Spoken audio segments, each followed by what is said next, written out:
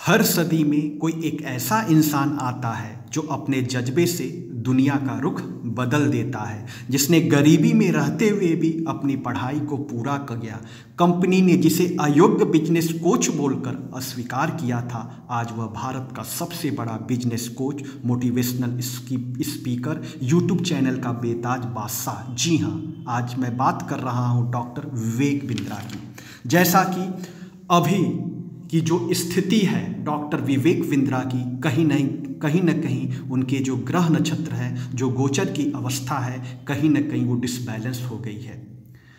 आज मैं उनकी कुंडली से एनालिसिस बताऊंगा। किस बारे में? जैसा कि आपको मालूम है कि विवेक बिंद्रा और उनके पत्नी के बीच विवाद की स्थिति हो गई। वो कौन से कारण है, वो कौन से ग्रह नक्षत्र है जिसकी वजह से ये परिस्थितियाँ उत्पन्न हो गई। लेकिन सबसे पहले मैं अमित राय, ज्योतिष विद राय साहब के इस यूट्यूब प्लेटफॉर्म पर आपका स्वागत करता है।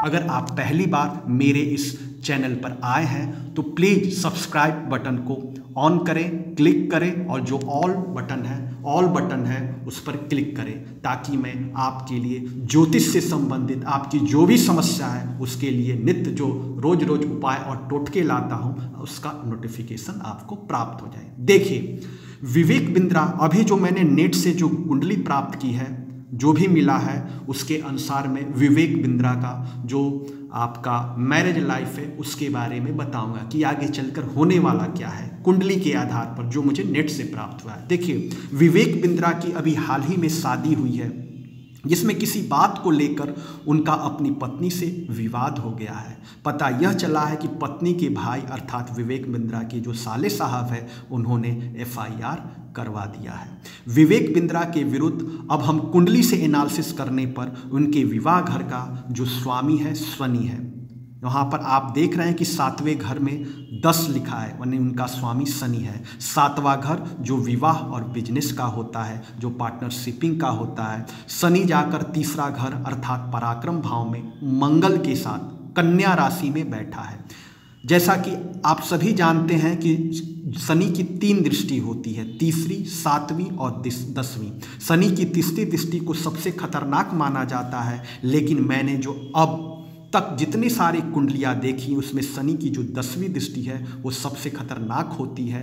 आप हर दृष्टि से मजाक कर लें, लेकिन शनि की जो 10वीं दृष्टि से अपने जीवन में कभी भी मजाक न करें, क्योंकि शनि न्यायाधीश होते हैं। अगर आप गलती करेंगे तो वो सजा देंगे। तो 10वीं दृष्टि से कुंडली में आपके कहीं भी बैठा हो तो 10वीं दृष्टि से बिल्कुल मजाक न करें। और उन्होंने अपने पत्नी को मारकर, पत्नी के ऊपर हाथ उठाकर जो जुर्म किया है वो शनि के 10वीं दृष्टि के साथ उन्होंने मजाक कर दिया है।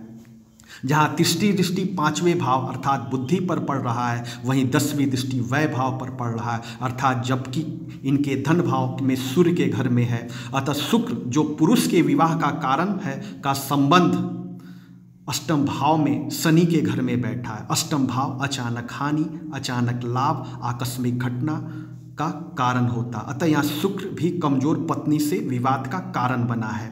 जैसा कि 10वीं दृष्टि उनके 12वें घर यानी व्यय भाव यानी कोर्ट कचहरी के भाव यानी जेल भाव पर पड़ रहा है, तो इन्होंने पत्नी पर हाथ छोड़कर गलती कर दी है।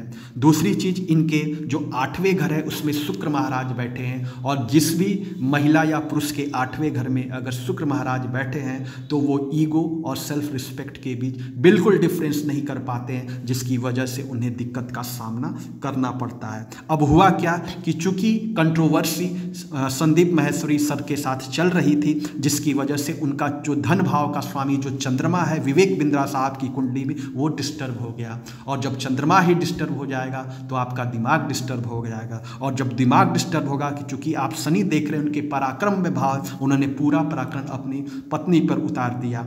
और आप देख रहे हैं कि बृहस्पति और मंगल पत्नी का कारक होता है, और शनि मंगल एक ही घर में है। उसके बाद जब शनि मंगल एक ही घर में होने की वजह से शनि महाराज ने जहां उनका बुद्धि तीसरे घर पर अटैक करके बुद्धि को भ्रष्ट कर दिया, और बुद्धि भ्रष्ट होते उन्होंने पत्नी पर हाथ उठाया, और हाथ उठाने की वजह से उनकी जो शनि महाराज की जो 10वीं दृष्टि है वो जेल भाव पे चली गई। अब क्या होगा? तो उपाय ये है कि जो भी पति और पत्नी के बीच विवाद चल रहे हैं उसमें बिंद्रा जी अपने पत्नी से माफ़ी मांग लें और शनि मंदिर जाएं और शनि जी से क्षमा मांगें, क्योंकि उनकी दृष्टि बहुत ही खतरनाक होती है। शनि जी न्यायाधीश होते हैं, हो सकता है कि अगर आप माफ़ी मांगेंगे तो आपको वो माफ़ कर दें और फिर आपका जो बुरा समय चल रहा है वो अच्छा दिन में वापस चल जाए। लेकिन आप देख रहे हैं कि गुरु उनकी सुख भाव यानी चौथे घर में बैठा है, और जो गुरु की जो 9वीं दृष्टि है, आप देख ले, गुरु से गिनना चालू करें, गुरु 1 2 3 4 5 6 7 8 9 यानी वय भाव पर पड़ रहा है।